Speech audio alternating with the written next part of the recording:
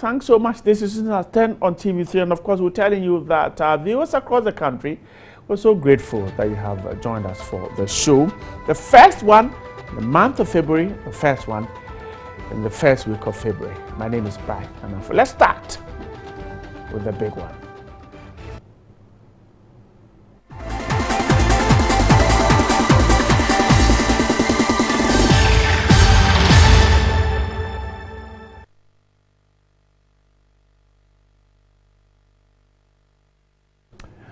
Thanks so much for staying there. Now let's begin with politics, because according to the presidential candidates of the Convention People's Party, Dr. Ivor Kwabena, or Mr. Ivor Kwabena Greenstreet, the major challenge of the NDC government is the use of resources and how to distribute them fairly to benefit the citizenry. Now, he insisted that this development has affected the expansion of the private sector that's expected to absorb the high number of unemployed graduates running around the country. Winning the presidential primaries to lead the CPP into the presidential race on November 7 has attracted some arguments on his impact in the elections. Ivor Greenstreet has indicated leading the party will create an opportunity to attract the numbers to face the November elections. In an interview on New Day, he stated the NDC government has not been able to utilize the country's resources, allowing a few to misuse them. It is clear that something is not quite right in the country in terms of how we utilize our resources and how our resources don't seem to be getting benefit to the people and increasing opportunity. You know, it will shock you that the closer you get to wherever there's gold mining, then you see greater amounts of poverty.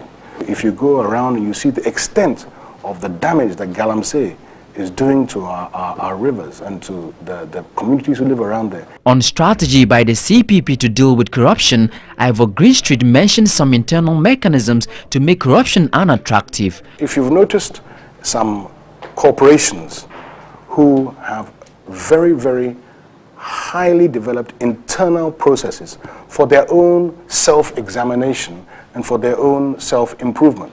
What we tend to have here is Transparency International, other people giving reports on corruption and indicating where there are problems.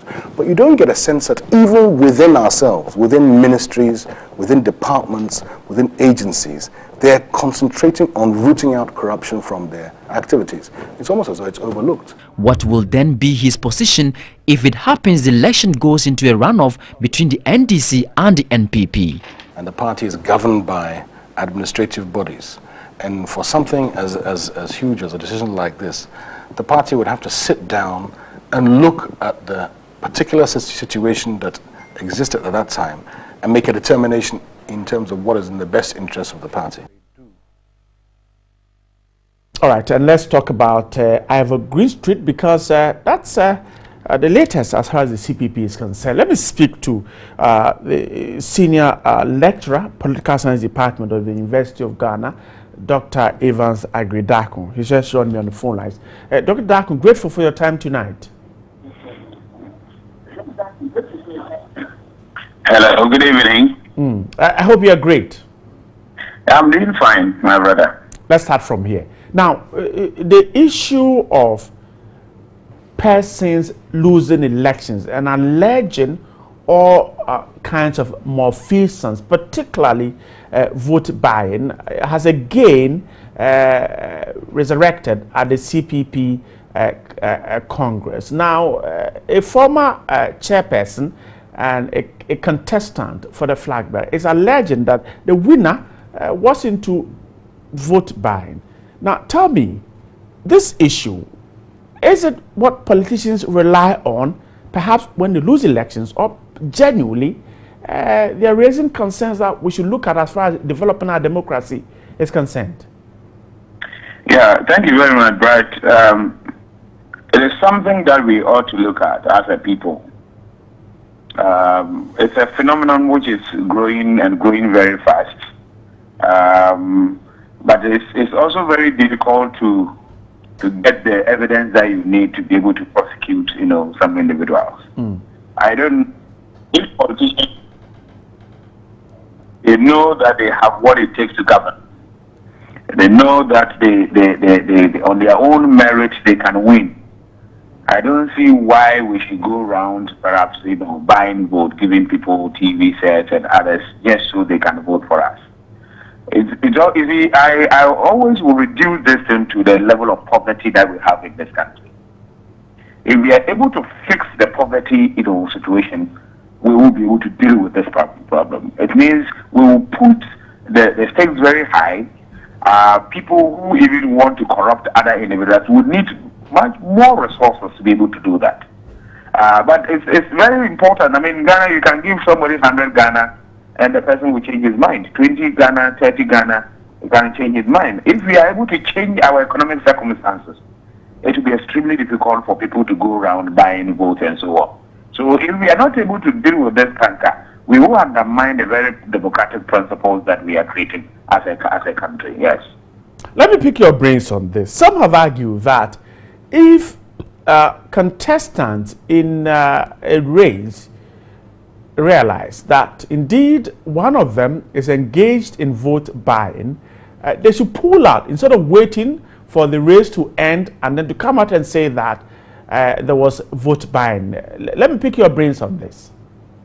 Yeah, you recognize that I don't think that any of these individuals, can absolve himself or herself from blame or from responsibility. You realize that it's something that all of them perhaps do engage in. And when eventually somebody wins, then they want to use the same practices, what I would call unconventional practices, to say that the person used means and so on, and they want to take the shine out of the process.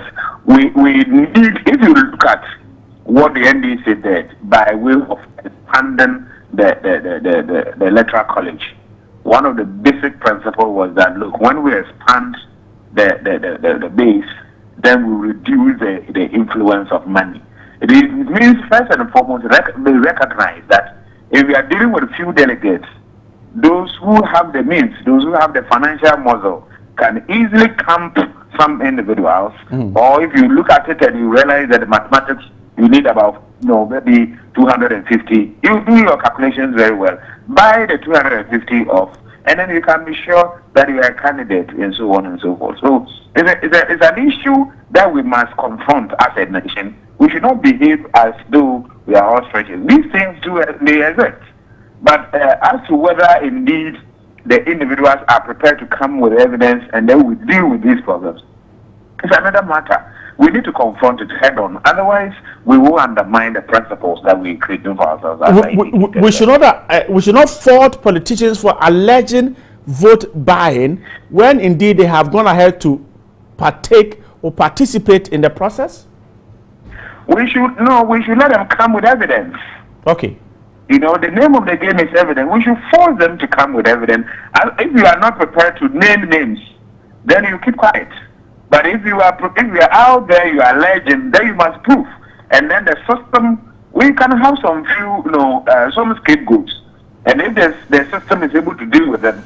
But my argument is simple.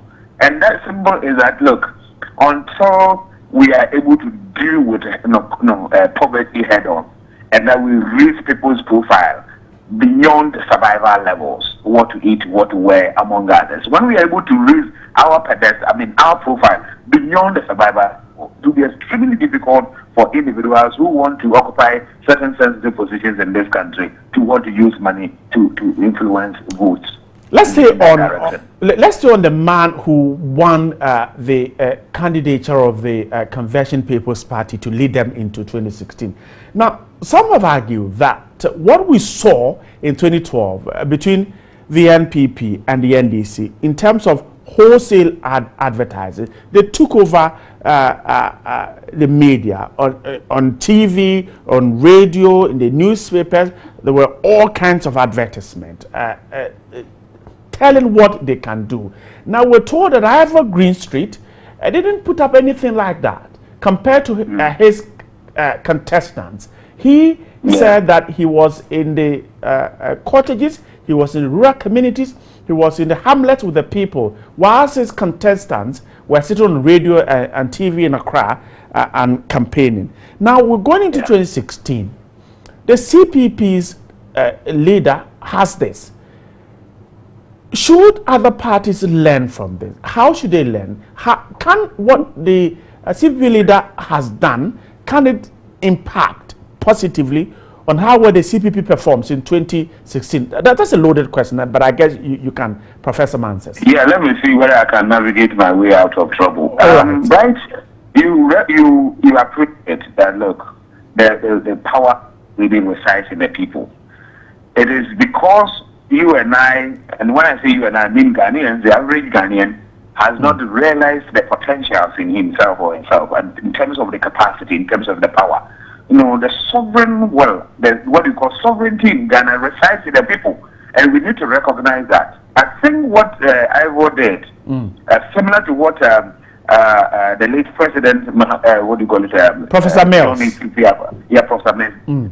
Is that you take the campaign to the people, take it to their doorsteps, talk to them in their own, in their villages, in their hamlets, and in their houses, in their bungalows, and so on and so on, and let them appreciate what you have. You see, when human beings, you come face to face with some individuals, it does a trick. You know, I remember somewhere in the 1990s when Kufuor really wanted the slot, the flag bearership of MPP. I remember when I was a student in Legon Hall, he used to come to Legon Hall, sit down with us, and tell us his vision for the party, for the country, among others. And he won a lot of people, a lot of hearts. So if we are able to go, that you need to commit more resources. You need abundant energy. You need to have a belief. And I mean, there are places where you will not be welcomed, but you need to take those things on board as you move on. And then even in the process, right, you even appreciate the problems of society better. Well, there are some people, look, the fact that you were there with him, the fact that you visited him, will you win him over, him or her over? These are things that perhaps of course, the campaign will be done, billboards will be, right? Because every time you need also to show some visibility, media adverts will be run. Why not? The use of social media, technology, this year's election will also be technology driven. All those things will be in there. But you can't possibly say that because we are raising billboards and organizing huge rallies, etc., you will not take the fight, as it were. You will not take the campaign to the people. That is significant, one-on-one. And then you are able to convince them, tell them what your vision is for the country. So that will do some trick, yes. Dr. Agri, I guess this is an issue that we'll be talking about more, but let me ask you a final question and allow you to take a night's rest. Is his disability a disability for the CPP in their fight for 2016? You know, I think that some have argued that disability doesn't mean inability. We need to move this and look at what people are capable of doing. It's about, governance is not a beauty contest. It's about the ability to think through the problem society. It's ability to be able to mobilize people, men and women, around a vision and let's move forward as a people. Machiavelli has said something very unique. You see, look, if you want to judge the quality of the leader, judge the quality of appointment he makes. In fact, it takes a smart guy to appoint another smart guy. If you look at the individual, look at, take out his disability. He has what it takes. He's very diligent. He demonstrates excellent appreciation of the problems of this country. He understands the politics of the state. A lot of his prescriptions with regards to some remedial measures that will be taken to address the problems of society, well, spot on. Listen to the last debate. And for me, what we should be doing in this country, how do we harness the talents we have in this country, no matter where those talents are, to move this country forward, instead of looking at the politics of identity, where this person comes from, and his disability and so on. What can the person, that must be the basic question we must ask ourselves, and then we move forward as a people, yes. Dr. Agri, grateful for your time tonight. It's a developing story, and I guess we'll come back to you later on to get more from you.